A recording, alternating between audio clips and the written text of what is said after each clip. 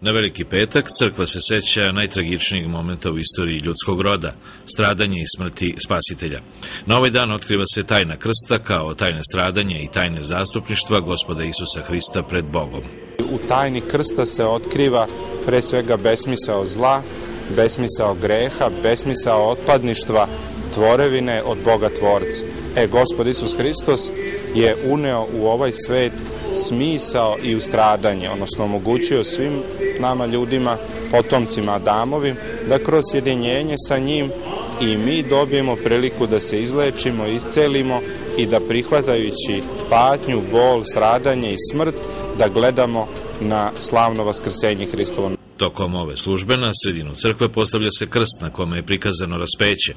Ispred oltara na Hristov grob iznosi se plaštanica sa izobraženim Isusovim likom posle skidanja sa krsta, gde će ostati do nedelje kada će liturgijom biti proslavljeno vaskrsenje.